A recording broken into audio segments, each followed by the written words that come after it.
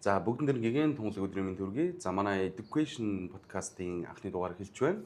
За өнөөдрийн маань зочноор санхүү эдийн засгийн сургуулийн багш, Тэнгэр телевизийн эдийн засгийн шинжээч Номын Эрдэнэ буюу Нио багш маань хүрэлцэн ирсэн байна. Танд энэ өдрийн мэнд хүргэе. За энэ өдрийн мэнд хүрсэн баярлалаа. Баярлалаа. Бидний урилгыг хүлээж аваад хамтдаа өнөөдрийн гайхалтай подкастыг хийх гэж байгаадаа би маш их баяртай байна. За хамгийн түрүүний асуулт. За энэ санхүүгийн зах зээл, эдийн засгийн зах зээл, за дээрээс нь CFT харилцаа, за хөрөнгө оруулалт талаасаа энэ макро эдийн засаг руу хизээнээс анх ингэж дууралж сонирхож ингэж хөл тавьж байсан байна.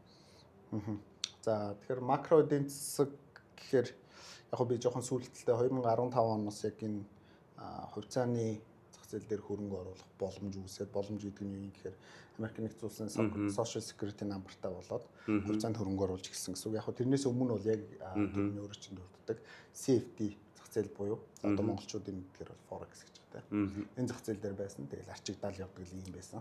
Тэгээ 2015 оноос яг энэ хувьцааны буюу компаниудыг илүү сонирхоод энэ дээр тулгуурсан яг өөрийнхөө яг үндсэн том айсуудыг бүтээж чадахгүй гэдэг юм байна. Гэхдээ тэр үедээ бас тийм олигтой бас байгаагүй л дээ. Тухайд ч одоо юу гэдэг макро эдийн засгийн нөхцөлөө харж мэдгүй техник шинжилгээний хідэн паттернуудыг хүлээдэг. Яг л угаасаа бидний зам угаасаа тийм юм ч дээ.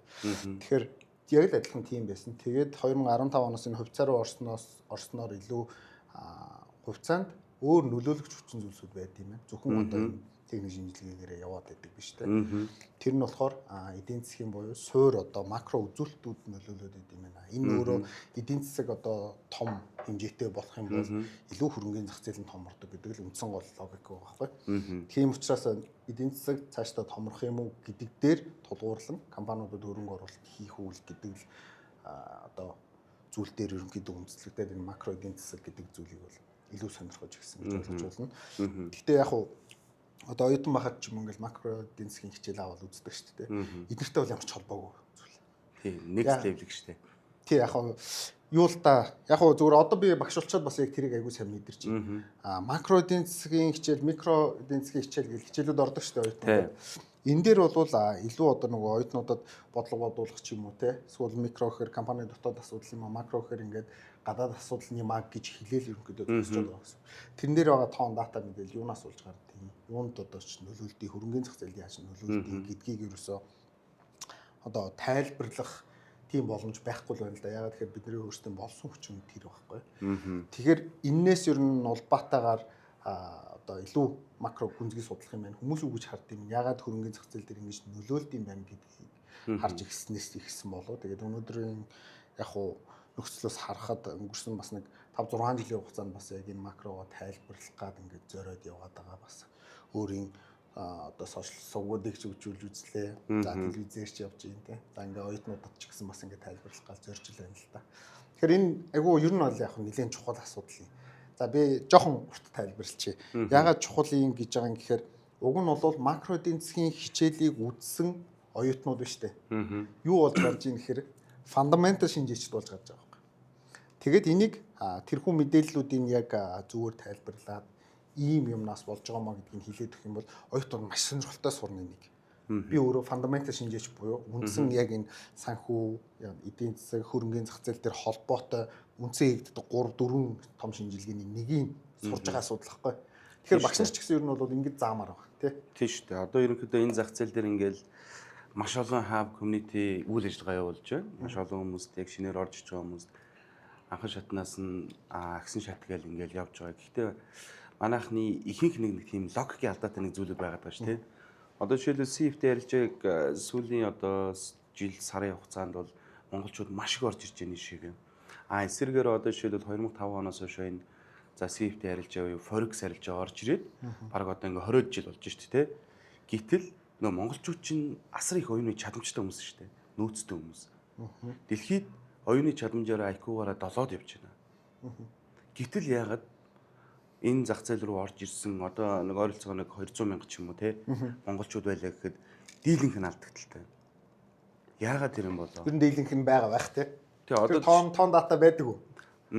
Тоон дата яг шууд бол ил гаргаж хэлэхээр бол байхгүй байх мэдээж. Гэтэ ямар ч дийлэнх нь гэдэг үгэнд бол би чинь нэг чинь яагаад тэгэхээр би өөрөө бас нэг нөхгүй. Тэгэхээр яг уу яг ингээд түрүү хэлж шít 7-д ордог IQ гэдэг хэлж байна.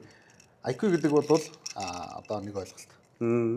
Тэр бол яг нөгөө чадамжийн оюуны чадамжийн тэр нэг одоо нэг үгээр бол савыг хэлээд нь шүү дээ тий. Ийм том савтай хүмүүс байх нь л дээ тий. Тэгвэл тэр дотор нь knowledge гэдэг зүйл байх хэрэгтэй байхгүй юу? Тэгэхээр тэр knowledge нь биднийх тийм дүүрэн биш. Буюу яг тэр мэдлэг нь одоо энэ зах зээл дээр ажиллахад тэр мэдлэг дутаад байгаа. Яагаад бид нар мэдлэг дутаад байгаа гэхээр бид нар лөө тэр орж ирэх сорс нь байхгүй байхгүй. Манай хэл дээр биш. Орчуулагдсан материалууд байдаг. Тэгээд тайлбарлаж хэлж байгаа хүмүүс нь үндсэн яг тэр ойлголтоо мэдчихэж тайлбарладгүй эсвэл бол зүгээр гадны имийг хуулж ингэж ярьж өгж байгаа юу гэдэг асуудал байна. Тэгэхээр бидний тэр knowledge-ийн асуудал өөрөө тэр том бетан гэж үзэх юм бол тэн дээр юм бага болоод байгаа. Тийм учраас бид нар тэр нөгөө их хувийг нь алдаад байгаа гэдэг нь үнэн. Энэ угаасаа яг Монголын ч бас асуудал биш л дээ. Дэлхийгээр л ерөнхийдөө ихэнх нь алдаж байгаа. Гэхдээ хүнийх нь одоо арилжаанд орж байгаа хүмүүсийн тоо хувь хэмжээтэй харьцуулж харах юм бол Монголын алдагдал нь их байж магадгүй би бас тэгж бодож байна. Тэгэхээр илүү тэр нөгөө сава дүүргээд навдаж буюу мэдлэгээр дүүргэж их юм бол энэ дээр алдах магадлал нь бага юм. За тэгвэл энэ дээрээс ингэж байна. За би нэг судалгаа оруулж ирсэн. За Daily Forex.com-ийн 120 мянган CFD арилжаачдын судалгаа явуулсан байна. 2024 оны 1 сарын 1-нд. За тэгсэн чинь тухайн судалгаанд хамрагдсан 120 мянган арилжаачдын 79.3% нь тухайн өдрийн арилжааныхаа ханшийн тамгийг эдийн засаг санхүүгийн геополитикийн сайтуудаас авдаг гэж. За тэгсэн чинь монголчуудаа ингээд төлхөө ашиглаад байдаг YouTube, Instagram, Facebook, за LinkedIn, Telegram гэдэг ч юм уу. Энэ бүгд дээрх дата нийлээл 13 гэж. За.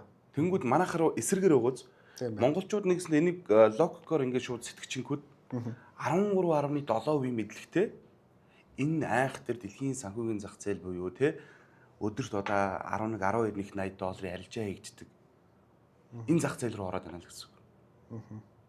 Тийм үгд басна. Тэгэхээр тэр яг үнэхээр ингээд агсан төвшний яг эдийн засгийн шинжээч болох за гүнзгий агсан төвшний одоо мундаг хөрөнгө оруулагч эдийн засгийн шинжээч болоход тэр хэрэгтэй шаардлагатай тэр мэдлэг боловсролыг хаанаас авах вэ? Ер нь уншиж л олдог. За тэр нь болохоор би уншиж гэдэг нь болохоор яг ийм медиа салбарыг бас зөвлөхгүй. Яг тэр медиа дээр одоо ямар нэгэн байс орсон байх буюу одоо тэр өөр нөлөөлж хүчин зүйлүүд орсон байх айгүй өндөр боломжтой байдаг. Намаар бол нөгөө зохиогч хэм маяг ингээд шингээд байдаг шүү дээ тий. Тэгээд яг үндсэн энэ одоо уг нь бол яг хуу хэдлээ техник шинжилгээ ярьж явах юм бол техник шинжилгээнд дээр ч гэсэн үндсэн онолууд байгаа байхгүй. За эдийн засгийг ярьж явах юм бол эдийн засгийн онолууд байгаа. Бид тэр өнөөдөр яг ямар эдийн засгийн онол дээр амьдарч байгаа юм те улс орнууд хаашаа чиглээд байгаа барууны зүүнний үзэл нь юу юм гээл өчнөө бас юуны асуудлууд байна л да үзлийн асуудлууд байна. Тэгэд энийг ер нь хүн өөрөө ухчиж аяг болж мэддэг. Түүнээс хин нэг нь гарч ирээд за чи миний энэ зурсан зургаар арилжаанд ороод авах юм бол ашиг болоод байна шүү гэдэг нэг юм зүгвэ штэ тий. Ерөнхийдөө яг манад нэлийн зөөгөлд би өөрөө бас тэгж явдаг байсан хүн учраас аягүй сайн мэдээд байгаа. Гэхдээ энэ бол яг тухайн хүнийг хөгжүүлээд байгаа бас асуудал бас биш болчихлоо юм л да.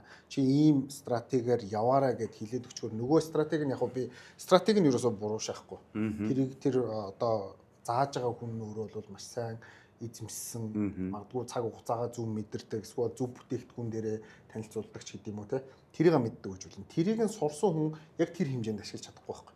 Нэг ёсондоо зарим одоо тэр телеграм юмнуудаар сигналууд явдаг шүү дээ те. Сигналыг бол ашиглаж болно. Гэхдээ тэр сигнал дээр тэр хүн яг ямар стратеги ашиглаад байгаа гэдгийг нь цааш нь ухаас судлах юм бол нэг цөгнөл юм байгаа. Одоо жишээ нь тэр хүмүүс одоо ордер нь цуглахаар авдаг гэдэг байгаа юм уу? Эсвэл бол цаг хугацааны хувьд тэдэн цагаас аваад тэдэн цагт зардаг гэж хэлээд байгаа юм уу? Тэр зах зээл дээр нөгөө volatility гэж хэлж байгаа шүү дээ. Орж ирж байгаа тэрхүү хөдөлгөөний өндөр цэг дээр нь аваад шорт хийгээд бага цэг дээр нь бай хийгээд гэдэг байгаа юм уу? Тэр юмыг аягүй сайн ойлгох хэрэгтэй. Ер нь цаад утга санаа. Ерөнхийдөө тэр би бас ингээд одоо жишээлбэл 2024 одоо сүүлийн жил гарангуй XM дээр ингээд вебинар ороо багшлаа явж байна. Семинар үйл ажиллагаанд сайхан оролцоо явж байна. Тэгээд хүмүүстэй тэгж хэлдэг. Улаан ногоон лаавал зүгээр трейлер шүү. Тий. Зарим одоо жишээлбэл ингээд зөндөө ингээд маркет дээр гарч ирдэг. Хоёр ногоон ингээ гоё engagement кэндлүүд гарч ирдэг. Маш их хөрөг чадвартай юм шиг. Маш их баярууд орж ирсэн юм шиг. Гэтэл нөгөө лагийн задлаад нэг цаанаа хэдэн тоонуудыг харчингууд байхгүй. Нэгсэндөө тэнд болохоор маркет микруудын нэг трап яваад шүү дээ. Яг л тэр шүү дээ, тийм. Яг л тэр тий. Одоо нэг ийм л юм байна. Яг энэ дээр бол эрэлт нийлүүлэлтийн хууль гэдэг юм. Тий. Эрэлт хаана байна? Нийлүүлэлт хаана байна? Эрэлтийг хэн мэдэрч байна? Эрэлтийг нийлүүлэлтийг хэн мэдэрч байна? Тэн дээр нэрэлтийн үед үнэхээр томоохон одоо буюу өөрөөс чинь одоо бид нар бол ритейлерүүд байхгүй жижиг. Тий. За тэн дээр томоохон институтсууд буюу мөнгөтэй байгаа буюу маш олон хүний мөнгийг цуглуулсан байгууллага гэсэн үг шүү дээ. Тэр орж ирж гинүү хөдөлж гинүү гэдэг нөхцөлийг л харах нь ер нь бол маш чухал байгаа гэдэг. Тэгэнгүүт нэг ийм асуудал байна. Бид нар түрүүний хэлээд байна шүү дээ. CFD зах зээл гэдгийг ойлголтыг аягүй сайн ойлгох хэрэгтэй. Энэ бол одоо магадгүй нэг үгээр хэлэх юм бол copy trade буюу copy trade биш ээ. Зүгээр copy-дод хийж байгаа трейд гэх юм уу. Энд ч нэг юм зах зээл хөдөлгөхөд тэр нь л дагж хөдөлж байгаа. CFD зах зээл дээр томоохон мөнгө орж ирлээ гэдэг үндсэн бүтээгдэхүүний үнийг бол өөрчилж чадахгүй шүү дээ. Тийм учраас бид нар яг ямар зах зээл дээр орж байгаа юм гэдгийг ойлгох хэрэгтэй. Өнөөдөр бид нар дээр байгаа нөхцөл бол Forex зах зээл. Forex зах зээлийг бол манай улсад бол асуудалгүй зөвшөөрдөг. За энийг бол маш олон улсуудад одоо хоригдсон байдаг буюу яг үндсэн зах зээл рүү ч орохгүй бол яг энэ дөөрэж хийж байгаа дагж байгаа юм дээр нь орж болохгүй гэдэг юм хуулийн залтууд хүртэл байгаа. За Европт бол бүр нэлээд одоо тоогоор нь эсвэл бол леверижээр нь тэр ингээд хязгаарлалцсан байдаг шүү дээ. Америкт бол бүр CFD зах зээл хориотой жишээ. Тэгээ Forex хийдгүү гэсэн үг байна шүү дээ. Тэн дээр хэн ордог вэ гэхээр өндөр одоо мөнгөн хэмжээтэй тийм институтсууд орох хэрэгтэй байдаг. Одоо Goldman Sachs эднэр ингээд ороод ирсэн тийм. Kitcoin-ээр ороод ирсэн. Одоо тэр нэг жишээлбэл Австралийн ASIC гэнгүүт чинь үнэхээр энэ зах зээл рүү шинээр хүмүүс орж иж байгаа бол заавал анхан шатны сургалтанд шаардлага тавьдаг. Тий, leverage нэгийг хэрцэх учраас гэлдэг. Тэг чинь ийм гой ингээд юмнууд байдаг тий. За тэгвэл дараагийн асуулт нь. За манай арилжаач Монгол арилжаачдын дийлэнх нь ерөөсөө техник шинжилгээ. Маш олон хүн болгон өөр өөр нэгэн арга барилтай байгаа. Fractal байгаа. За Fibonacci ашиглаж байгаа, support resistance ашиглаж байгаа, Wyckoff, Dow, Elliott, SMC, ICT, Putrin тэгэл. Тэгэнгүүт одоо ерөөсөө техник шинжилгээгээр ингээд арилжаа хийдэг хүмүүс ерөөсөө техникээр харчдаг. Тэнд мэдээ гарч яана уу ерөөсөө баг хартдаг. Таамаглаж яснаас сайн гарсан байна. Долларын индекстэй эргээр нөлөөлөх юм байна. Эсвэл таамаглаж ясан муу. Ерөөсөө нэг ийм юм явагддаг. Одоо тэр цаад одоо жишээлбэл тухай одоо түүхийдийн зах зээл рүү алтан дээр гэтэл үнэхээр мөнгөний урсгал үнэхээр хөрөнгө оруулагч тийч сонирхож байна уу? Мянга мэдэн сайн гараад долларын одоо юу гэдгийг DXY дээр ингээд одоо юу гэдгийг ингээд мэдээний импактаас болоод сайхан тийшээ буудлаа. Алт эсрэгээрээ одоо юу гэдгийг те. Жоох нэг уналт үзүүлэхээр ирэнгүү тийшээ ингээд хөрөнгө оруулагчид ингээд тийшээ ингээд сонирхоод ороод байвал яах. Параллелаар цуг дээшлэх боломжууд байдаг шүү дээ те. Маркет дээрээ те хамаарлаараа. Тэнгүүч маш олон боломжуудаас ингээд боломжуудыг ингээд алдаад дим шиг санагдав. Зөвхөн техник шинжилгээгээр арилждаг хүмүүс. Таны хувьд яг энэ талаас техник шинжилгээ ашигладаг арилжаачид суур шинжилгээг баг хийдэггүй хүмүүс ямар боломжуудаас юу нэг алддаг вэ? Боломжуудыг алддаг вэ? Тэгэхээр техник шинжилгээг яагаад төлөвгүй ашиглаад байгаа юм гэхээр ерөнхийдөө техник шинжилгээ жоохон арай л илүү амархан л байдаг. Тийм учраас тэрийг бүр одоо түрүүний хоёлаа ярьлаа шүү дээ. Тэр цаана утгууд байгаа гэх тийм.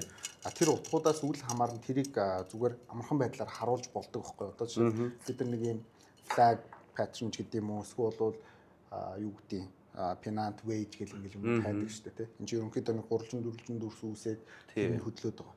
Тэнгүүт тэр гурвалжин дөрвөлжин дүрсээр үүссэн болохоор хөдлөөд байгаа биш байхгүй. Зах зээл чи өөрөө. Тийм шүү дээ. Тэр гурвалжин дөрвөлжин дүрс чинь нийт одоо наад зах зээл дээр чинь арилжаанд орж байгаа хөрөнгө оруулагчдын арилжаачдын сэтгэл зүй асуудал тэр нийлүүлэлтийн асуудал, захиалгын асуудлууд, фьючерс нь яаж удаж байгаа. Одоо commodities дээр бол бүр тийм шүү дээ. Одоо жишээ нь алтын тэр дээр бол фьючерс зах зээл нь яаж явж байгаа, хүмүүс тэнцэнэ хейж хийж байгаа мó гэдэг асуудлууд.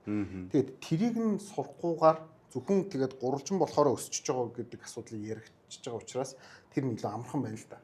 Тэгэхээр нөгөө нэг яг л нөгөө хамгийн ихэнд ярьдаг тэр knowledge гэдэг асуудал чинь тийм дүүрэн биш байгаатай л холбоотой. Бид нар энэ цаана яагаад гурвалжин үүсэж байгаа юм гэхэд энэ унаад яваад байгаа гэдэг чинь short interest байгаа юм байна. Short interestтэй байгаа үед хэрвээ зах зээл дэшегээ өсөх юм бол тэр short interest чинь buy хийж буюу зах зээлээс худалдаж авч гардаг учраас хүн дэше өсөх нөхцөл болдог ч гэдэм үү те. Энэ чинь одоо яг fact гэхгүй. Яг тэр гурвалжин дүрсч өсөөд байгаагийн fact нь гэсэн үг. Тэгэхээр энийг нь сурах юм бол илүү ойлгодог л болдог л тоо зах зээлийг. Энэ одоо хүмүүс илүү fix хийж ин буюу ашиг аваа гарч байгаа юм байна. За тэгээд энэ нөхцөл дээр ирэхэд энэ ч demand үүссэн байх юм бол энэ demand-ийн хэсгээр хүмүүсийн ордер байна уу юу те.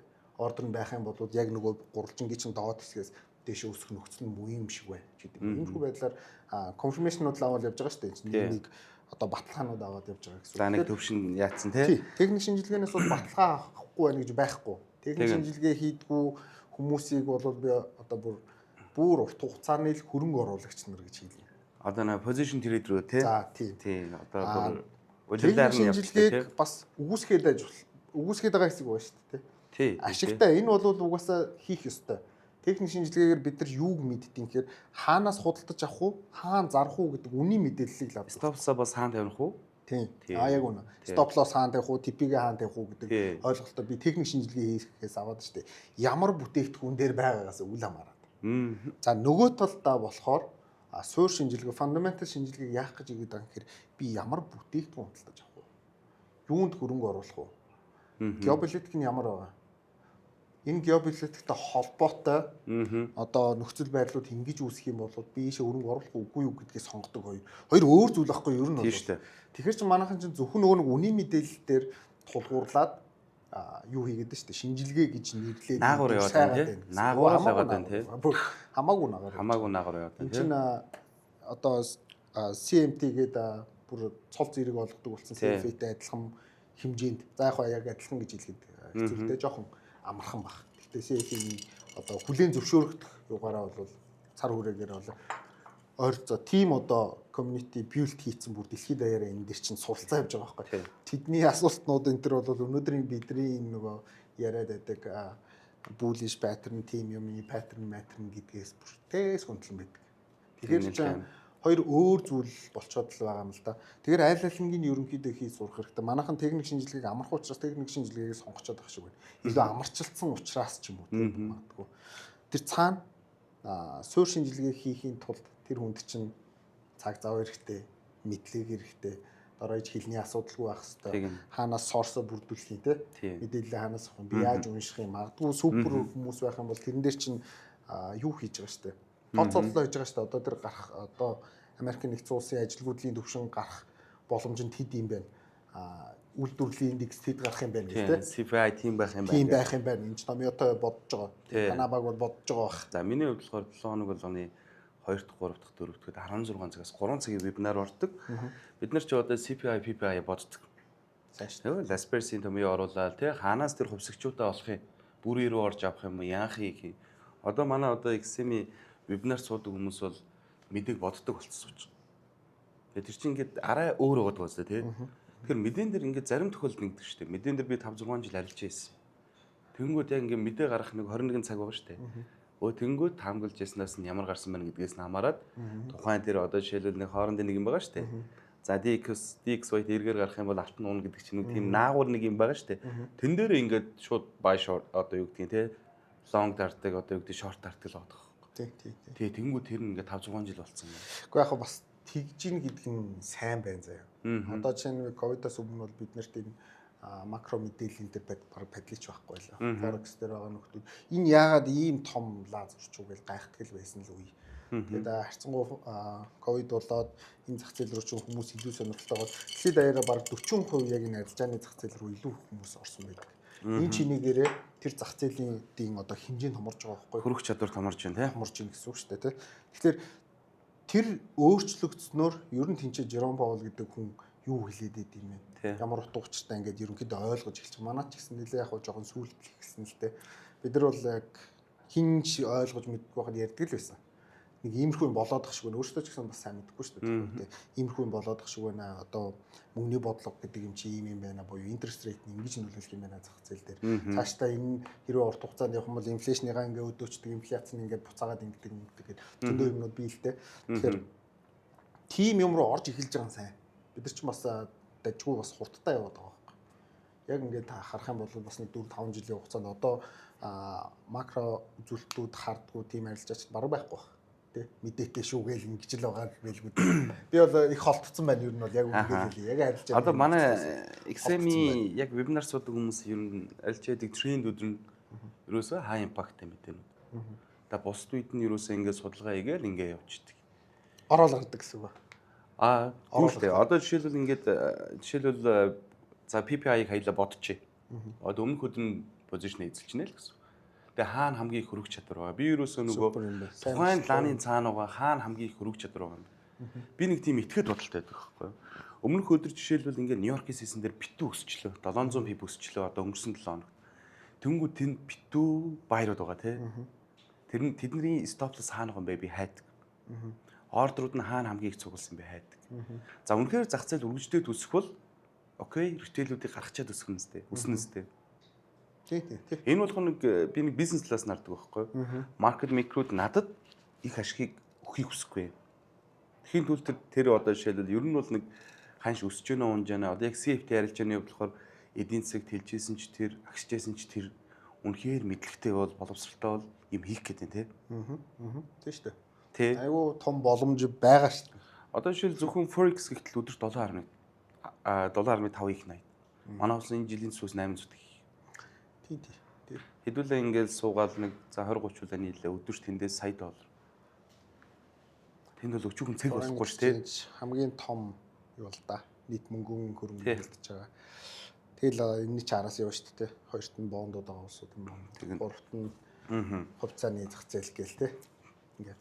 Тий, ер нь бол айгүй санал нийлж байна. Энэ ер нь бол дандаа л шууд мэдлэгрүүл холбогдох хэрэгтэй. IQ сайтай болвол тэр мэдлгүүдийг харин цуглуулчаад тэрэн дотроос супер тоглож болох байх. Бид нар сүүлийн үед бас харж лээ шүү дээ. Ер нь их гоё өдрүүд өнгөрч байна.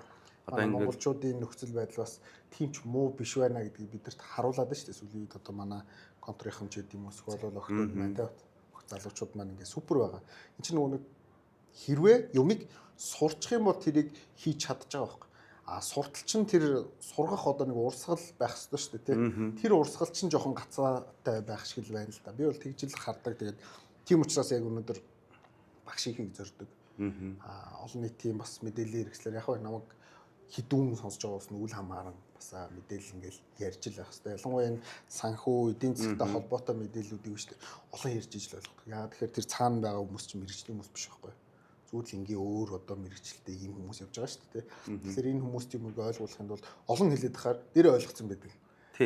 Хин хамгийн сайн оюутан байдаг вэ гэх юм бол хамгийн олон вебинар цуусан, хамгийн олон хамтдаа юмыг хийсэн тэр оюутнууд хэдэн настайгаас үл хамааран амар сайжирсан байдаг. Одоо надад нэг 65 настай ихч байсан одоо оюутан. Тэр ихч яг давуу тал нь юу юм гэхээр хилэн сайн л та. Тэгэд тэр ихч болохоор маш том юуны опшн трейдер болсон байсан. Би юм юу цаашаа. Тэгэд хамгийн анх надад трейдинг юу вэ гэдгийг ингээд жилийн хугацаанд л сайжирч байгаа байхгүй юу. Жилийн өмнө тэр дэлгэцээ шеэрлүүлж байгаад энэ юм ticker symbol гэдгийг хэлүүлжсэн хүн тийм хэмжээнд хөгждөг юм билээ. Тэгэхээр жилийн дараа. Тий. Тэр нөгөө нэг наснаас үл хамааран тэр орох урсгал сайн байх юм бол мэдээлэл зөв аваад зөв ойлгоод тэрийг нөгөө IQ-гаараа жинхэнэ айсан цааш нь болгоод шүү дээ тий. Тэгж байгаа тэндээсээ шийдвэрээ гаргаад байгаа нь оноод байгаа байхгүй. Тэгэхээр манай монголчуудын яг нэг давуу тал нь тэр шүү дээ. Айгуу тийм хурдан юмдаа зогцоод явцдаг. Хэрвээ тэр гаднаас орж ирж байгаа мэдээллийн урсгал нь зөвл болчих юм бол энэ хөгжих боломжтой буюу яг системтэй тий. Миний зүгээр мөрөөдөл юу юм гэхээр яг энэ Монголоос энэ оюутнуудын нэг супер баг гаргаад олон улсын тэмцээн дээр хэдэн 100,000% хийж үзүүлмээр байдаг байхгүй. Тэр боломжтой байхгүй. Тэгэхээр одоо онлайнаар ингээд маш олон тэмцээнүүд болж байна. Тэгэхээр энэ арилжааны салбарт ч гэсэн бас ингээд айгүй том боломж байгаа. Тэгэхээр энийг ер нь нэх сонирхолтой хүсэлтэй мөрөөдөлтэй гэсэн. Түрүү хайлаа нэг юу яс бодлого ярьсан тийм. Энийг түрүү би бас асуултыг бас уйлдуулаа асуучих гэж бодсон. Өнгөрсөн 3 сард одоо Төв банк инфляцийг 9% дээр таамаглаж байсан чи 9.6 авалгацсан. Монголынхан. Тий, тэгээд 201 жинэм 12% тавиадсан. Дагаад ерөнхийдөө ингээд арилжааны банкын ингээд хадгаламжийн хөв зээлийн хөв нэмэгдэж байгаа. Энэ үед одоо энэ хуваараа бас хүн болгон бодож байгаа шүү дээ. Ахуй амьдралаа дээшлүүлчихье, бизнес эрхэлчихье. Үнэхээр жижиг дунд өнөө хөнгөн байна уу, 8 нэр байна уу хамаагүй те. Ямар ч үсэл үйл ажиллагааг ингээд хэлчихье. Энэ үед одоо ингээд шинээр зээл авах. Тэ? Эрсдэлтэй юу? Яг энэ талаас нь би яг ингээд мэрэгжлийн үнээс ингээд сонсох гэдэг. Би бас хичээл дээр ингээд ороод явж идэв ер нь бол. Тэгээ одоо яг 12% болчлоо манах. Энэ одоо Монгол банкнаас хийж байгаа яг энэ инфляцийг барихыг зорж байгаа хамгийн л том хийж чадах зүйл байхгүй. Энийг нь одоо зайлшгүй л юм. яагаад хийхгүй одоо юу гэдэг зээлийн хүүг нэмчлээ гэдэг хүмүүс айгүй сөргөөр хүлээж авч байгаа байхгүй. Зээлийн хүүг нэмж эний чинь хазаарлахгүй бол бид нэр эннээсээ том асуудал буюу инфляци гэдэг юм нэрвэгдэнэ. Одоо Монгол улс бол инфляцийн нөхцөл цаашаа өсөх тусам өмнөх байсан үеэсээ хувь нь бүр хамаагүй ихсэж байгаа. Одоо ярилцаа гэдэг хүмүүс айгүй сайн мэднэ дээ. Дараагийнхаа өдрүүд нь 1% нь өмнөх өдрүүдийн 1%-тай тэнцдэггүй шүү дээ, тий. Тэгэхээр энийг барих нь бол зүүн хэрэг. Монгол банк бол ажлаа супер хийдэг байгууллага гэж боддог. Би бол маш импакт сайтай. Яг судалгаа шинжилгээнд дээрээ тулгуурлаж хийдэг. За яг хөө зүгээр яг ингээд нэг юм хараат байдлын хувьд бол жоохон хэцүү баг. Одоо жишээ нь Жером Паулын хэмжээнд биш байхгүй да манай Монгол банк чинь. Паул ч одоо нам боссон шүү дээ, тий. Жером Паул бол одоо бүгдэнд нь л чадахгүй гэж хэлж чадна, тий. Энийг ч юу гэж тэнцээ ерөнхийлөгч Дональд Трамп нь удаан хүн байна. Одоо тийм нэг байна гэж ингээд үчиг. 2 сараас хойш бол баг л өөрийнхөө одоо truth дээр яалаа ш, тий. Тэгэхэд ингээд хөдөлгөхгүй байгаа сте. А зүгээр би яг хөө зүгээр энэ ярьцгаад юу гэжсэн. Монгол банкны нэг хүн надад ингэж хэлсэн. Яг хөө бид нар бол яг ингээд хуулийн дээр бол улс төрөөс хараат бусаа гэж бичсэн байдаг. А гэхдээ хуулийн доор бол хараатаа. Юу гэж хэлж ийм гэхээр тэр хуулийг бичиж байгаа хүмүүс нь улс төрийн хүмүүс хуулийг биччихээр хуулиараа барьж болдгоо л гэсэн үг байхгүй. Тийм учраас манад асуудал байгаа. Тэгээд яг хөө зүгээр манай Монголын асуудлыг хэдлээ ярих юм бол одоо далаа гэдэг шиг л дээ. Тэгээд Төв банк бол хийгээд ах шиг байгаа. Нөгөө талаас засгийн газар төр. Тий. Яг хөө төрөхөөс илүү сангийн яамны асуудал л та. Улс орныг удирддаг нэг юм хоёр том бодлого байж байгаа шүү дээ. Мөнгөний бодлого болон сангийн бодлого. Мөнгөний бодлого бол манайх хийгээд байна. Гэхдээ дагаж хийгээд байна. Сангийн бодлогыг дагаж хийгээд байгаа. Сангийн яг олон улсын жишгийг за магадгүй зүгээр хиний за ер нь одоо энэ хөгжсөн байгаа энэ эдийн засгуудыг харах юм бол мөнгөний бодлого төвшөлээд сангийн бодлого тэрийг дагаж явах хэрэгтэй байдаг. Яг зөвхөн миний хувийн бодож олон эдийн засгчид энэ дээр маш зөрөгтэй сандалтай байдаг. Ийм байгаа харагддаг яг өнөөгийн нөхцөл ялангуяа ковидын хойш байгаа. Тэнгүүд манайх яадаг вэ гэхээр сангийн бодлого төсвөө төрүүлж тавиад тэндээсээ мөнгөнийхөө бодлогыг дээш нь доош нь хөдөлгөж явах гэдэг байгаа. Энэ нөр манай Монголын асуудал юм. Бид нар яг үнэндээ бол энэ төсөв гэдэг юм дээрээс болж бол манай улс ерөнхийдөө урагшлахгүй байгаа асуудал байгаа. Түүнээс ч манай орох мөнгө урсгал бол маш нээлттэй болсон. Энийг ашиглахгүй байгаа байхгүй. Нэг талдаа хүмүүсийн татварыг маш өндөр байлгаад яг нийт төсөв гэдэг зүйл чинь хүмүүсийн татвар болон за гадаад худалдааны тэнцлийн зөрөөнд ерөнхийдөө нийлбэр явж байгаа байхгүй. Тэнгүүд манайх сүүлийн 23 24 онд маш сайн нэмэгтэй гарсан улс байхгүй. Тийм шүү дээ. Одоо эдийн засаг ингээл тэлж байгаа байхгүй. Тэрнийхээ хэрээр уг нь бол энэ ч татвар бууж бизнесүүдэд боломж олгож бизнесийн орчныг сайжруулад тэд нар чинь цаашдаа эдийн засаг томруулах хэрэгтэй байхгүй. Тэгэд манайх энэ одоо нөхцөлөө буулгахгүй энэчнээс ч өндөр татвартай эндээ ч ашигтай байгаа даа шүү дээ. Тэгээ энэ хоёрын нөхцөл байдал чи хаашаа явж байгаа юм гэхээр нийтдээ дотоодын нийт бүтээгдэхүүнийг юм том болгож байгаа. Тэнгүүд бид нар дотоодын нийт бүтээгдэхүүнийхаа тэдэн хувь нь манай төсөв байна гэж зоочдөг учраас төсөв нь өөрөө том болчихдог гэсэн. Тэнгүүд төсөв өөрөө том болчихгоо тэр нь дотор ч зориулж хэрэглэх гээд байна шүү дээ ерөнхийдөө. Тэнгүүд тэр төсвийг юу хийчихэж байгаа. Яаж гаргадаг вэ гэхээр дандаа юм төсөөллийн тоогоор буюу тэнцвэржүүлсэн үн гэдэг юмар төсөвийн бүрдэлт бичигддэг байхгүй. Тэгэхээр нөгөө би олон газар бас ярьдээ ер нь энэ манай тооцдог систем нөр жоохон буруу яваад байна. Ялангуяа энэ үед ингэж ажиллахгүй өөр системээр бодвол зүгээр юм шүү. Яагаад тэгэхээр шүү дээ тэнцвэржүүлсэн үн гэдэг бол өмнөх жилүүдийн дундчилсан үнээр буюу одоо жишээ нь коксчих нүүрсний үн 2 3 жилийн өмнө бол дэлхий дээр маш өндөр цойлсон. Фьючерс зах зээл дээр $390 хүрсэн. Тэнгүүд $390-оос бид нэр ингээд тооцож ирсэн. За энэ жил коксчих нүүрсний үн хэд байх юм байна гэх тэнгэрийн үн тавьчихж байгаа.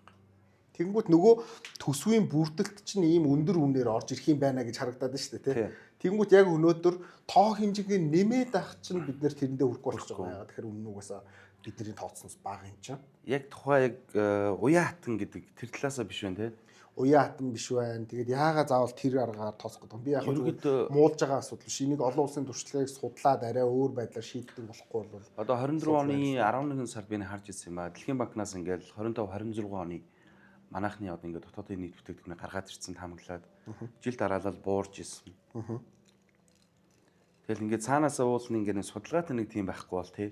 Эн чин зах зээл дээр чи аливаа барааны үн чи эрэлтний левлээс тогтоол ингээд дээшээ доошоо савлж байна. Манайх эсэргээрээ өсгөж тавьж исэн шүү дээ санаж байна. 7-8% бидний GDP өнөөдөр 2.7% л шүү дээ. Ийм жижигхэн зах зээлийг 2.7%-аар өсгөх гэдэг бол гониг байхгүй.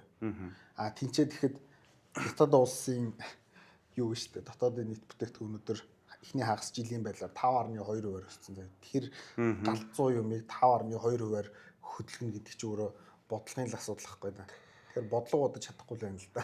Хятад улс ч одоо тэгэл одоо сүүлийн үед ч одоо дэлхийд эдийн засгаар хоёрт явж байна. 1978 оноос хойшоо дотоодын нийт бүтээгдэхүүнээ 30x хийчлээ шүү дээ тий.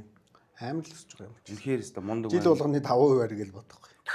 Тэгэл одоо их түүчилж байгаа салбарууд нь тэр одоо ерөөсөө энэ компаниуд улсын өрсөлдөх чадварыг бий болгодог шүү дээ. Манайд гэсэн чинь Яг үнэ. энэ дээр нэг жишээ хэлгөө. Сая сүүлд Дональд Трамп юунд очиод Катар Airways-тэй гэрээ хийж байгаа. Гэхдээ ямар гэрээсэн гэхээр дэлхийн хамгийн их онгоцны захиалгыг хийж байгаа байхгүй. Гэхдээ тэрийг нь ягаад Дональд Трамп очиж хийгээд байгаа. Тэр чинь хувийн сектор шүү дээ. Хувийн секторынхаа өмнөөс Дональд Трамп очиж хийж штэ тий. Энд чинь өөрөө зүгээр нэр хүндийг нь тэрчгт аваад ирж байгаа байхгүй. Ерөнхийлөгч нь хувийн секторынхаа өмнөөс очиж тийж гэрээ хийж байгаас болж байгаа байхгүй. Тэгэхээр чи энэ чинь хувийн секторыг яаж дэмжиж тэр нь өөрөө том болох юм бол тэрний үр нөлөө штэ. Америкийн нэгдсэн улсад 400 мянган ажлын байр нэмнэ. Амар байгаад 400 мянган ажлын байр гэдэг бол нөгөө бидний нөгөө сар болгон хараад байдаг нон фарм энэ төр чинь 100 мянгтай л гардаг штэ. Одоо жишээлбэл миний одоо хамгийн сайн санаж байгаагаар одоо жишээлбэл 2024 оны 11 сар таамаглаж яснаас 100 мянгаар их гараад ирсэн. Тэгэл тэр чинь одоо тэр нэгсэнд бол төв банкнд одоо нэгсэнд бодлогын үг нэмэхтэй хүлээлт хүсэл эхэлж байгаа шүү дээ тэр дээр ч инфляц хагаал юм. Ер нь бол инфляц яг хөө манай инфляц шүү дээ. Юутай холбоотой юм гэхээр төсвийн зарцуулалттай холбоотой инфляц. Одоо яг л тулчаад байгаа асуудал шүү дээ Монголд бол. Тий. Яг хөө одоо ингэж л байгаа л да. Төсвийн алдагдал. Яг хөө зөвхөн мэдээллийн хувьд мэдлэгийн хувьд бас жоохон тааруул байх шиг байна. Манай яг ирэх барьж байгаа байгууллагын ингэж ярьдаг. Ийм амар өндөр инфляцийн үед энтер гэж ярьдаг. Ийм амар өндөр инфляцийн үе ерөнхийдөө яг одоо байгаа дата нь мөн үгүй бол бас биш. Яагаад тэгэхээр манай зорилт чинь өөрөө 8% байхгүй. 4-өөс 8% буюу 6 дээр нэмэх хэсэг 2 шүү дээ. Яг хөө жоохон тэрнээс нь өндөр байгаа нь. Тэр нөгөө яриад байгаа шиг ийм амар инфляцийн үе биш байхгүй. Гэхдээ тэр инфляц нь өдөөгдөд байгаа юу гэвэл өдөөгдөж байгаа. Тинчэнэс яг бодлогыг гаргаж тавих хүмүүс өөрсдөө мэдээлэлгүй байгаа учраас тэр гарч байгаа тоон мэдээллүүдийг бүр мэдэгчгүй ойлгохчгүй. Үнэ л хэлээ ер нь бол хинтэн ч ярьсан ойлгохгүй ер нь. Тэгээд ийм асуудал байгаа. Төсөв биш үү? Тийм өндөр тавигдчаад төсөв үргэлдээд байна да. Төсөвтэй холбоотойгоор нийт зах зээлийн идэвхжил явагдаад байгаа байхгүй. Идэвхжил явагдаад байна гэдэг чинь их мөнгө ороод байна гэсэн үг шүү дээ. Их мөнгө ороод ахаар эн чинь халаад байгаа байхгүй. Энэ бүтээгдэхүүн урд нь 1000 байдаг байсан бол 1100 болоод байгаа. 10% нэмэгчлээ шүү дээ. 10% нэмэгдэж байгаа. Тэгэхээр энэний нэмэгдэлтийг хэн хийж байгаа юм гэхээр төрийн хийж байгаа үйл ажиллагаагаар энэ нэмэгдээд байгаа. Уг нь бол энэ талдаа хувийн секторуудын буюу одоо бизнесийнхний хийж исэн томорж байгаагаар эдийн засгын дээр инфляц үүсэж юмар байна л да минийхаар бол тэгэхэд төрийн хийж байгаа үйл ажиллагаагаар нэмэгдэж байгаа болохоор энэ хоёрын зөрүү нь асар өөр. Энэ дээрээс хүмүүс босч ирэх боломжгүй болчихдог. Тийм болохоор энийг буулгаж ийж буюу төрийн зарцуулалтыг буулгаж ийж инфляцийг 6% дээр авчираад нөгөө мөнгөнийхөө бодлогыг буулгаж ирэхгүй байх юм бол одоо мөнгөний бодлого чи 12 дээр очичоор эдгээр чи амьд өвддөг байхгүй бизнес үтч. Тэгээ энийг юу ч ойлгохгүй шүү дээ одоо хүртэл. Одоо жишээлбэл над дээр чи би нэг бас нэг сонин жишээ яг над дээр тулгарсан. Би нам бус. Тэгэд 2024 оны улсын хурлын сонгуульд аюул их ач холбогдол өгсөн. Тэгээ альва ямиг ингээ хоёр талтай байгаасаа гэж хүсдэг байхгүй. Сөрөг хүчнтэй. Тэндээс ингээ сайн юм гардаг гэж боддог, итгэдэг тэрэнд. За тэгвэл 24 он за би өмнө годч сонгуулаа өглөө. За ямар намуудын ингээд мөрийн хөтөлбөрүүдийг үзлээ. Бүгдэн дээр нь л төсвийг тана гэж. Гэтэл сая одоо өнгөрсөн он төсөв нэмсэн. Төсвийн асуудалтай ингээд зөндөөл юм болсон. Яг тэр үеэр нь талбай дээр маш олон цуглаанууд болж исэн. Хэд яг төсөвтэй холбоотой ямар ч хүн байгаагүй баг. За мэдлэгтэй хүмүүс нь сошиалоор явсан баг. Тэгэхээр би нэг арт түмэн ерөнхийдөө санхүү эдийн засгийн мэдлэгтэй гэдэгт итгэж байна. Гэхдээ ер нь тоодоггүй юм болоо та. Гэхдээ яг мэдлэгтэй ч биш л дээ. Би бод мэдлэггүй гэж хэлнэ. Яагаад тэгэхээр би өөрөө санхүү эдийн засгийн сургууль багшилж байгаа хүмүүд хараад чи илүү их мэдээлэлтэй ойрхон тэрэнд суралцж байгаа оюутнууд байна шүү дээ, тийм. Энэ оюутнуудаа харахад угаасаа хичээлийн хөтөлбөр дээр энэний тайлбар юм байдгүй л байхгүй да. Тийм учраас асуудал нь байгаа. Бүх одоо хүмүүс бол дэд боловсрол эзэмшсэн хүмүүс макро эдийн засгийг үзсэн л байна. Макро эдийн засаг дээр юу хийсэн гэдээ асуугаар бодлого уцаал гэж хэлдэг байхгүй. Яагаад тэр бодлогыг бодоод байгаа гэхээр нөгөө инфляцийн хувийг хэрэглээний үнийн индексийг хасч ойлгоод энэ жилийн хөдөлгөөний юм байна. Энэ жилийн хөдөлгөөнийг багасгахын тулд нөгөө банкуд нь ингэж хөдөлгөх юм байна. Төв банк нь ийм шийдвэрээ гаргах юм байна. Арилжааны банкуд нь ийм үйлдэл хийх юм байна. Заавал байлгах ёстой нөөцийг яагаад одоо сүүлд нэмээд байгаа энэ төр гэл те. Энд чинь нөгөө зээлийн хувийн хүүг 50%-аас дээшээ байж болохгүй гэл одоо шаардлага тавиад байгаа шүү дээ. Энд чинь бол яг төв банкнаас хийж байгаа юунууд нь баггүй. Зохицуултууд нь гэсэн үг. За нэг хэсэг хүмүүс бүр ингэж ярьдаг. Төв банкны систем угаасаа фейлээ. Ягаад бидний амьдралд төв банк гэдэг ийм байгууллага оролцоод бидний амьдралыг шийдэх гэдэг юм. Зүгээр хിവэр нь орох гэдэг. Энэ бол илүү нөгөө юуны асуудал болоо явчихна л да. Үзлийн баруун зүүн үзлийн асуудал болоо явчихна.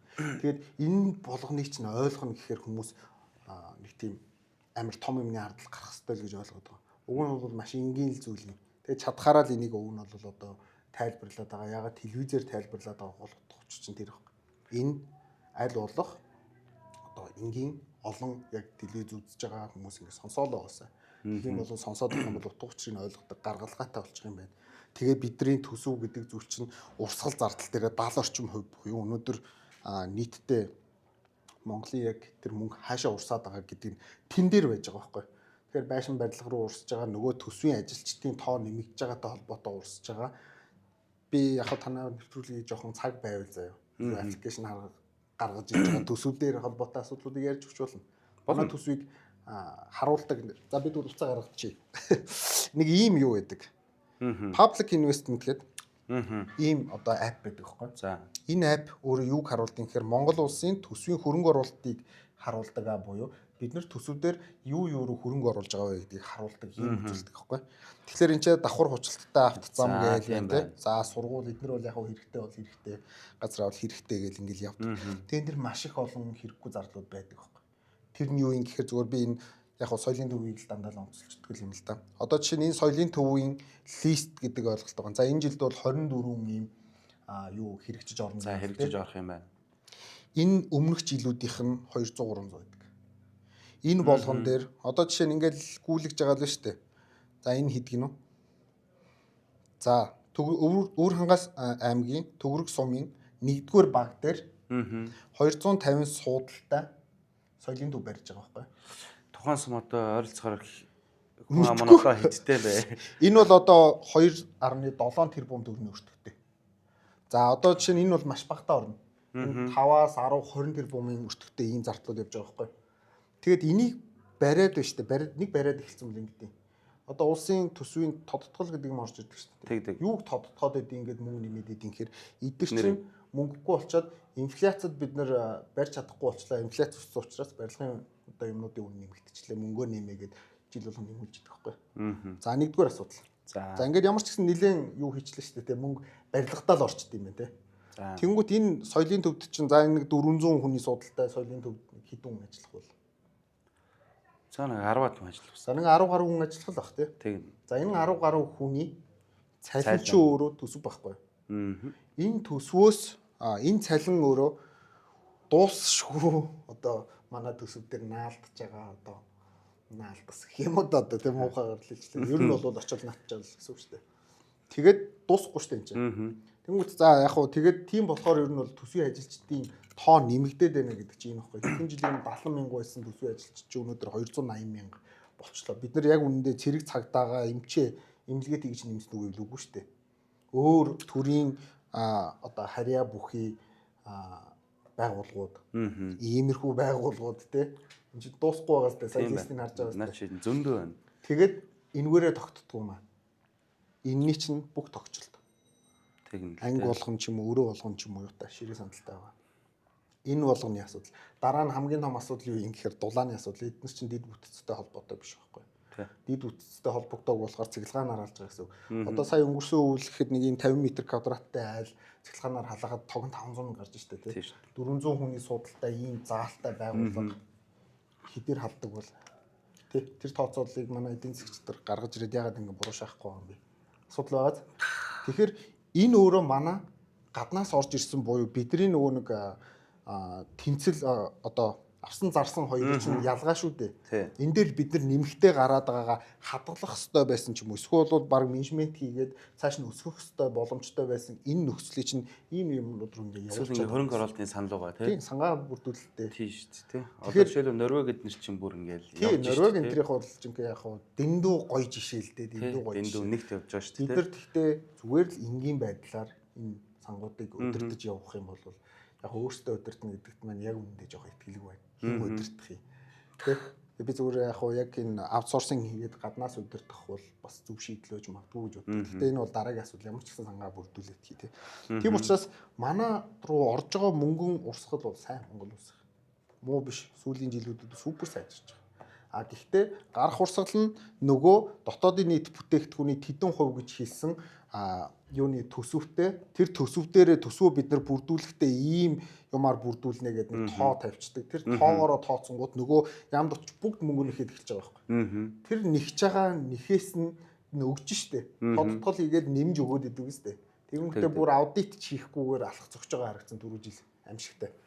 Тэгээд нэмээд өгöd байгаа. Тэгээ ийм урсгалтай байгаа.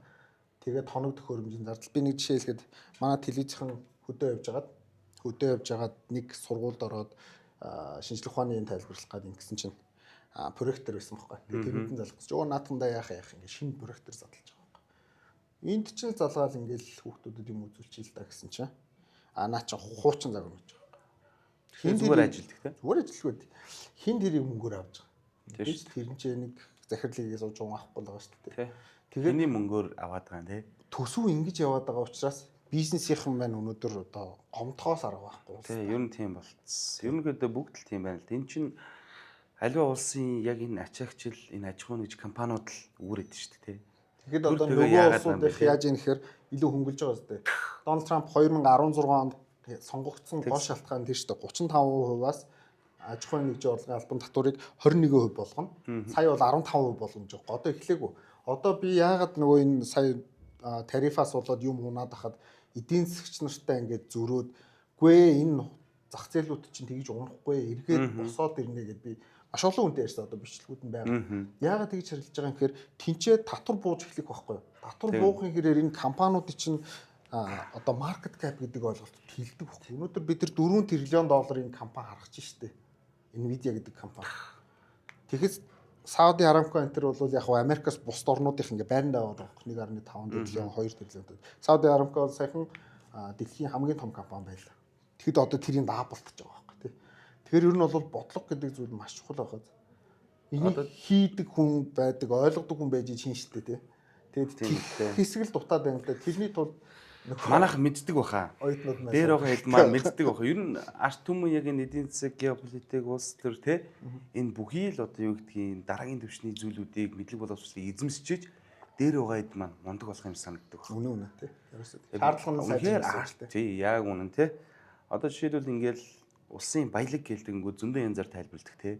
Зам харгуу, цахилгаан холбоо, эрүүл мэндийн салбарын хүртээн, боловсролын хүртээн. Тэрийг юугаар хийгээд мөнгөөр шүү дээ, тэ. Мөнгийг хэн бий болгоод компаниуд шүү дээ. Тэгтэл нэг эсэргээр нэг байрын солилцсон яваа тэ. Өөрчлөгдөнө энэ асуудалгүй. Одоо удахгүй байхаа тэ. Дэлхийн угаасаа барууны үзэл рүү шилжээд байгаа. Барууны үзэлч өөрөө юу юм гэхээр бизнес суурьтай буюу одоо компани суурьтай л юу явах гэдэг шүү дээ. Тэгэхээр тэр бол өөрөө дэлхийг ерөнхийдөө эргүүлсэн байгаа учраас манай хол яахгүй л дээ. Хол очихгүй л дээ. Тэглээгээд одоо юу гэдэг би амар барууны үзэлтэй биш. Энд чинь давуу тал байгаа, сул тал байгаа. Бид нэг зөвөр хэрэгжүүлж чадах юм бол улс нь өөрөө хөгжих боломжтой байхгүй. Тэгээд яг түрүүний нөгөө бидний IQ үнэхээр сайн бол бид нар тэн дээрээ дотроо юмаа хийж идэх юм бол цойлно шүү дээ. За сар бүр одоо энэ арилжаачид тогтмол орлоготой болохыг хүсэж байгаа. Санхүүгийн хэрэгжлээнд хүрэхийг хүсэж байгаа. Тэгвэл одоо миний зүгээс бол яг энэ асуулт нэгдэг байхгүй. Энэ зах зээлээр бид нэр өөрсдийгөө бүтээх хэрэгтэй. Ерөөсөө бид нэрийг энэ зах зээл дээр хэн байхыг юу хэлэх вэ гэвэл бид нэрийг мэдлэг боловсрал. Тийм ээ те. За тэгэнгүүт хэдүүлээ одоо жишээлбэл ингээд YouTube дээр байгаа бичлэгүүд, Facebook дээр байгаа бичлэгүүд одоо нэгсэндээ education талын энэ талаар одоо Нео багш хэдэн хувийн мэдлэг мэдээллийг биднэрт өгдөг вэ? Ер нь таныхаа одоо жишээлбэл би одоо жишээлбэл санхүүгийн хэрэгчлөөнд хүрэхэд надад нэг юм 100% мэдлэг байх хэрэгтэй шүү дээ. За нэг одоо мэдлэгийг би 100% бичье. Тэнгүүд одоо энэ сошиал дээр байгаа одоо мэдээллүүд нэг 10% хүрдэг болов, 20% өгдөг болов, хүрдэг болов. Эсвэл тэр YouTube дээр маш олон гүр үнүүд байгаа шүү дээ. Тэд нэр яг үнэхээр яг арилжааны санхүүгийн хэрэгчлөөнд хүрэх юм уу тогтмол орлоготой болгох тэр степуудыг ингээ гоё зааж өгдөг болов. Тогтмол орлого гэхэр чинь юу хийх чинь л да. Ер нь бол арилжаачин болох хандлага руу орж ийн гэсэн үг тийм. Тэр одоо 7 хоногт нэг би $100 орлоготой ч юм уу байх гэдэг шүү дээ. Тэгэхээр тэн дээр нөгөө хөрөнгө оруулагчдаас бүр илүүтэйгээр скил сеттэй байх хэрэгтэй гэж шаардна. Тэр нь одоо юу хэлээд байгаа юм гэхээр нөгөө л нөгөө яриадсан геополитикийн асуудал, макро эдийн засгийн асуудлууд, за магадгүй санхүүгийн шинжилгээ гэдэг, түрүүний тайдын хийдэг нөгөө макро мэдээллүүдийг бодож гаргадаг ч юм уу. Ийм чадвартай байх юм бол тэр бол боломжтой байх. Ийм чадруудыг чинь гол нь шууд хүнээс авч тавих гэхээр тийм хүн яг байна уу гэдэг асуудал шүү дээ. Тийм хүн би бол яг энэ хүн байна бүгднгийн гэсэн ингээл хүн заахад бол жоох хэцүү. Энэ өөрөө яагаад ийм хэцүү юм гэхээр энэ болгон чинь тусдаа салбарууд байхгүй юу. Одоо жишээ нь тэр макро эдийн засгийн тоон мэдээллийг гадны сангууд дээр бүр хэдэн 10 хүнтэй нэг баг удирдах. Тэгж байгаа. Техник шинжилгээг нь хэдэн 10 хүнтэй нэг баг удирдах. Компани санхүүгийн шинжилгээг хэдэн 10 хүнтэй магадгүй 100 хүнтэй баг удирдах. Тоон шинжилгээ хийгээ. Тэгээд ийм олон хүний мэддэг чаддаг юмыг яг нэг доор бүгднийг мэдээд өөрөө гадралдаг байгаад хийх гэдэг нь шүү дээ тийм. Тэгээд сүүлд нь бас сентиментийн асуудал байгаа шүү. Тэгээд ийм юмыг нэг хүн хийнэ гэхээр энэ өөрөө жоохон чанга юм. Тэгэхээр богино хугацаан дээр яг нэг тодорхой өөрийн гэсэн нэг дажгүй сайн стратеги буюу одоо олон конфирмашнуудын нэгдэл юм да тийм. Стратегийг бол тэгж л ойлгох хэрэгтэй шүү дээ. Олон конфирмашнуудын нэгдэл. Ийм юмыг олоод авцсан байхад бол байж болно. Гэхдээ нэг асуудал нь юу юм гэхээр нөгөө яг энэ өөрийнхөө ашигладаг юмыг яваад ахаар энэ бүх цаг хугацаанд ажиллах уу юу гэдэг асуудал байгаа. Яагаад гэхээр өнөөдөр би 10 жил ч нэг одоо өөрийнхөө стратегиар амжилттай байсан байж болно. Тэгмээ би өөрийгөө супер гэж бодож байгаа шүү дээ. Одоо ер нь манай залуучуудад нэлээд тийм асуудал харагдаж байгаа. Би ч үнэхээр супер юм аа. Би бараг 100% win rate-тэй шүү энэ гэж ярьж байгаа. Яг хөө зүгээр байж болно тухайн цаг үедээ. Би ерөөсөө энэ залуучуудыг үгүйсгдэггүй. Ягаад гэхээр энэ хөгжлийнх нь нэг үе шатна л байхгүй. Тэр нөгөө хойлоо нэг аль ярилцчихсан шүү дээ 1970-аад онд Америкт техник шинжээчд гэдэг хүмүүс гарч ирээд маш олон гүрүүтэй болоод яг энэ үе шатыг чинь дамжсан байхгүй. Одоо манайхыг араас. Тий. Тэгвэл тэр нь яг зөв буруугийн асуудал бол ярмааргүй байна би энэ чинь. Энд чинь цаг хугацааны асуудал ярмаар байгаа. Америкт тэнцээ 70-аад оноос нэг 90-ад он 2010 он хүртэл яг энэ техник шинжилгээ ерөн зохиосон. За 40 жил. За тийм 40 50 жил ч юм уу 40 гаруй жил явсныг бид нэр 40 жил тулмааргүй байгаа байхгүй. Яа тэгэхээр эн чинь бидний миний нас үргэлгүй болчих гээд байна шүү дээ. Тэгэхээр чинь энийг чадхаараа нэг 10-аас 20 жил болгоод найшлуулах хэрэгтэй байна. Тий. Тэгэхээр чинь бид нар хүмүүс илүү одоо мэдээллийг өөрсдөө ухаж ойлгодог. За энэ биш юм байна, энэ муу юм байна гэдэг дээр үндэслэж явах гэдэг юм. Тэгэхээр яг тийм боломж байгаа яг үйл байгаа. 7 хоног $100 би олдог нэг ийм одоо стратегтэй гэл те. Тэр чинь чи насаараа үргэлжилнэ гэсэн үг ерөөсөө биш. Апдейт хийхгүй л. Апдейт хийх хэрэгтэй. Эсвэл бол бүр яг бүтээгдэхүүнээ шинжлэх. Одоо заавал аргачлалаа биш байхгүй. Би нэг бүтээгдэхүүн дээр яваад байж болохгүй шүү дээ. Одоо жишээ нь анзаарах юм бол би тэр 22 онд инхээтэй хамт хийдэг байсан лайвынхаа үед тэр алт гэдэг зүйл бол ийм юм аа. Алтыг энэчнээс ингэж худалдаж авч болно. Криптоор худалдаж авч болно. Бондоор, хувьцаагаар өөр ингээл ингээд фьючерс дээр гэдэг бүгднийг тайлбарлсан байгаа. Тэгээд тэр үед яагаад сонирхолтой байна гэхээр төв банкуд худалдаж авчихсан буюу цаашдаа нөхцөл байдал хэцүүдэх юм бол илүү сейф байх гэж төв банкуд худалдаж авч штэ. Сүүлийн 3 жилийн хугацаанд бол яг энэ алтан дээрх одоо төв банкуудын позишн бол асар ихсэн. Тийм учраас өнөөдрийн үн чинь дээшээ өссөн байхгүй.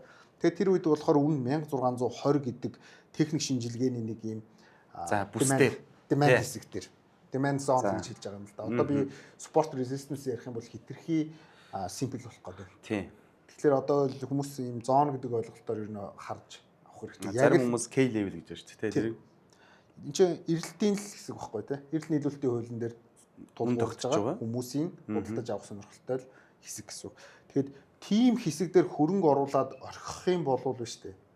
Тэрний өгөөж бол ер нь бол супер байдаг заяа. Тэрийг гэхдээ хүн болгон хийн гэдэг асар хэцүү. Төвчээрийн асуудал явж байгаа. Төвчээрийн асуудал явж байгаа. Сахилга бат.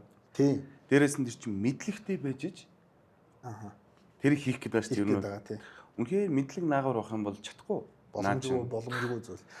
Тэгээд байна шүү дээ. Энэ дээрээс юу гэж хэлэх гээд байгаа юм гэх юм бол тим нөхцлөөр хөрөнгө оруулсан байх юм бол та хөрөнгө оруулалт арилжаа хоёрыг би тусдаа яриад байгаа шүү. Хөрөнгө оруулалтын тим нөхцлөөр оруулсан байх юм бол магадгүй таны asset чинь $100 7 хоногт өсч болно. Эсвэргээрээ яг тэрэн дээр чи арилжаа хийх гээд байгаа бол шүү дээ. Чиний арилжаа чинь ер нь бол нэг тийм харьцаагаараа ratio гэж ярьдаг шүү дээ. За 3-ыг харьцах нь нэгээр чи нэг 4-өөс 5 удаагийн вин хийж явах хэрэгтэй 10 арилжаа тутамд. Тэгэхээр 10 арилжаагаас 40-50% наа. Тий. Яг гоо би 40%-гээ алдаж болно гэж үзэж штэ тий. 6 нь алдаад 4 нь ондог. Гэхдээ чиний ratio ч өндөр байх хэрэгтэй. Тэгэхээр чиний яг хэрэгжилж байгаа арга чинь яг энэ чиний орсон тэр зах зээл дээр чинь ажиллаж гин үү? Яг өнөөдрийн нөхцөлд ажиллаж гин үү гэд ингээд тэрийг ойлгож мэдээд тэрэн дээр нэг хэсэгтээ профит аваад яваад байж болно. Дуслаа магадгүй нөхцөл байдал өөрчлөгдөх байхгүй. Хэрвээ чи яг тийм суурь шинжилгээгээ хийж мэддэггүй ойлгодгүй тийм хүн байх юм бол чи нөгөө аргаараа яг нөгөө олсон мөнгөө эргүүлээ бүгднийг нөхөх байхгүй. За тэрнээсээ ч илүү өөр хасаатнаас өгч эхэлнэ гэсэн. Тийм учраас хүмүүс юу гэж хэлэх гээд байгаа юм гэхээр маш одоо соргог байх хэрэгтэй.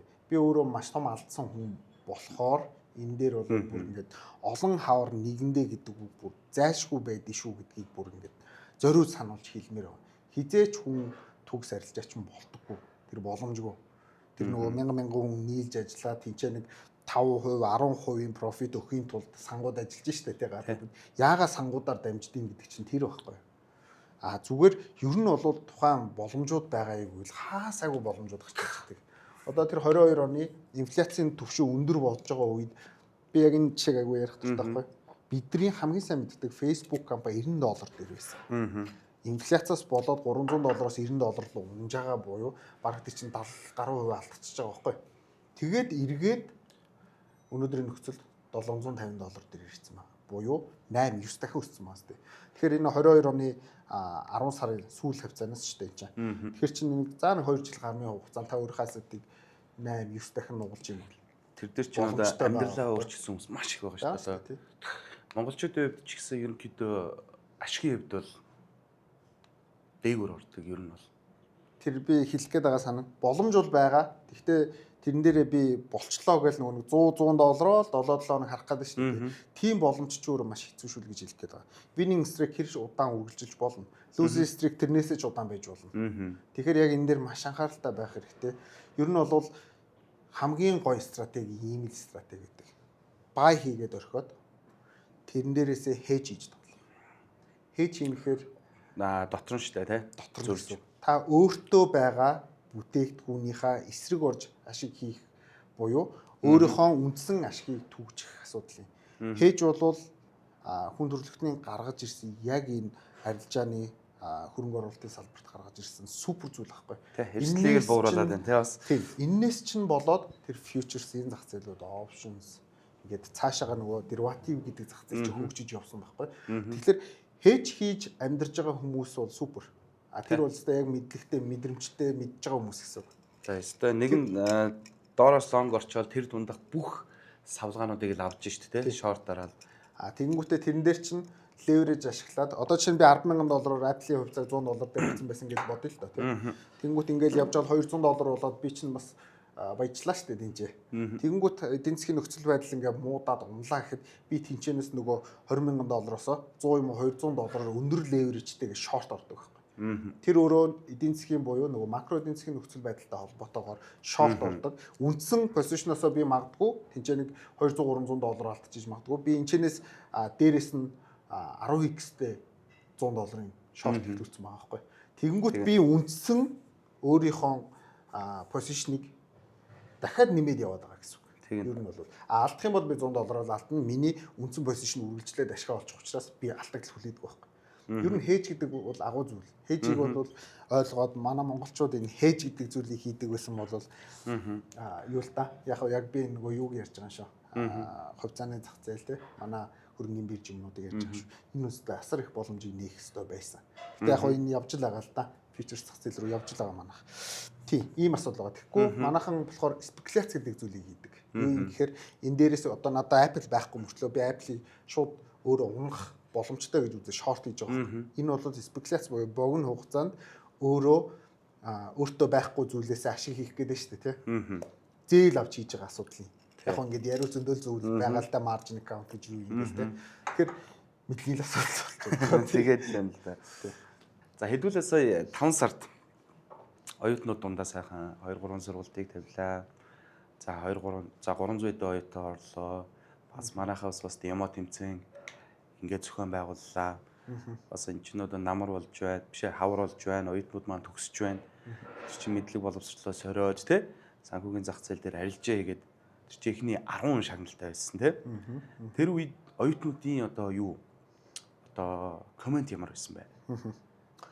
Тий. Сая яг танаа брокертай хамтраад хийсэн тэмцээн бол одоо яг манай сургуулийн яг хэмжээнд бол яг энэ урд нь болж исэн тэмцээн л дээ. Тэгэхээр энэ тэмцээнд бол ер нь хамгийн өндөр шагналын сантай байсан. Тийм учраас оюутнуудын нөгөө оролцох эрс маш өндөр байсан гэж ойлгож болно. Тэгээд үүн дээр нэмээд нөгөө юуг вебинаруудыг зохион байгуулсан, эрд сургалт тавьсан. Ингэсэн болохоор оюутнууд маш дуртай байсан. Тэгээд ягаад оюутнууд үүнд дуртай байгаа, ягаад ийм Монгол доторх арилжааны тэмцээнүүд болдгүй юм бэ гэдэг дээр айгүйх асуулттай байсан юм бэ л дээ, зүгээр хүсдэг. Тийм юм нормоор байдаг, өөртөө сорж үзмээр байдаг боловч бас гоё те болдоггүй байсан асуудал байгаа байхгүй. Тэгэхээр тэрийг бас яг ингэж ивент тэтгэгчтэйгээр ингэж хийж байгаа нь өөрөө айгүй сонирхолтой болсон гэж ойлгож болно. Тэгэхээр оюутнууд маш дуртай байсан. Энэ дээр бол одоо юу гэдэг би биентэй бас хоорондоо өрсөлдөх энэ үйл явц нь маш ширүүн байсан. Ерөөсөө мэдлэгээр л өрсөлдөд байгаа шүү дээ. Ер нь бол тийм. Оюутнууд донд бол супер хүмүүс үнэхээр байдаг. Тийм шүү дээ. Одоо жишээлбэл бүх зүйл ингээ хувьсаа хөгжөөд байна тий. Одоо үнэхээр дэлхийд хөл нийлүүлэг гэвэл нэг олон юм шаарддаггүй шүү дээ. Бараг залуучуудаас тий. За хэмэл оюун ухааныг хэрэгэлдэг, за хөгжүүлэгч байвал бүр сайн байна. За ангилтай байх нь байна. Тэгээ санхүүгийн зах зээл. Ийм байхад хаанаас ч амьдчих гад шүү дээ тий. Ер нь бол наад өнцөгч нь л дөө. Тэгэхээр нөгөө оюутнууд илүү тийм чөлөөтэй амьдралыг илүү хүсдэг болсон юм яваад байгаа байхгүй. Тэгэхээр би энэ дээр яг нэг өнцгийг олж харсан юу юм гэхээр энэ тэмцээний зохион байгуулснараа бид нэр оюутнуудыг илүү яг энэ зүйл рүү татаж оруулж байна. За урд нь бол одоо юу гэдэг заавал орох ёстой ч гэдэг юм нэг тийм хүн шаардлагаар ингээд орчих юм бол нэг тоохгүй үлдчихэд шүү дээ. Тэгэхэд тэн дээр яг одоо зориулаад за би ийм судалгаагаа хийе. Та нар ийм судалгаагаа хийгээд багаараа ч юм өнтер яваад байгаа байхгүй. Тэр нь бол үнэхээр супер байсан. Тэгээд энэ баг хичээл дээр гардггүй ч эффортууд гарсан. Зарим нөхцөл дээр. Яг гоё практиктай тэр чинь бас яг сонирхлоор ингээд зүтгэнгүүд үнэхээр одоо юу гэдэг мэдлэг одоо чадал бүх юмаа сорж штэ тий. Тэгээ үр дүнгөө өгөнгүүд тэдэн чинь асар их урам зориг болоо ороод ирчихэж байгаа штэ. Бидний тэр үйл ажиллагаа ерөнхийдөө сая 4-5 сар ерөнхийдөө ингээд төгсөлтийн үе байсан. Гэхдээ бол цаг хугацаа хэдүүд авчи байсан ч гэсэн бид нар бол ирэх намраас хоёулынгийнх нь бас ингээд ярьсан, бидний бас ярьсан гоё ажлууд бас явна гэж бодож байна. Энэ яг Монгол нийт даяараа л ерөнхийдөө шаардлагатай байгаа тийм хэрэгтэй байгаа оюутнуудыг яг энэ зах зээлд чинь сонирхолтой хүмүүс зөндөө байгаа даа байхгүй. Тийм учраас энэ рүү оруулахын тулд бид нэгдсэн дундаа нэг юм тэмцээнүүд эсвэл бол нийлээд энэ дундаасаа чадвартай байгаанууд нь бага бүрдүүлээд олон улстайгаа үзэх одоо тэр зүйлийг бол маш их хүлээж байна. Тэгэхээр энэ боломжийг бас нээж өгж байгаа гэдэг чинь бол яг танай брокерийн зүгээс биднэрт өгж байгаа бас нэлээд том боломж. Яг нэг мөрөөддөг байсан зүйлийг яг ингээд эхлэлийн тавьж байгаа. Үүнээс хойшоо ингээд хамтраад явах бах гэж бодсон. Тэгээд тэр үйл ажиллагаан дээр бол үнэхээр их баярлсан. За баярлалаа. Тэгээд цаашдаа хэдүүлээ 9 сараас яг энэ төр дараагийн тэмцээний асуудлыг ярих байх л та. За тэгээ өнөөдрийнхөө подкастыг энд хүрээд өндөрлөе. За өнөөдрийн маань зочин за манай боловсролын одоо education подкастын маань тэргүүн зочноор санхүү эдийн засгийн сургуулийн багш Тэнгэр телевизийн эдийн засгийн шинжээч Нё багш маань хүрэлцэн ирлээ. Танд маш их баярлалаа. Таны ажилд амжилт хүсье. Цааш та маш их олон зүйлийг хамтдаа бүтээх болно. Баярлалаа. Хурж оролцуулсан баярлалаа.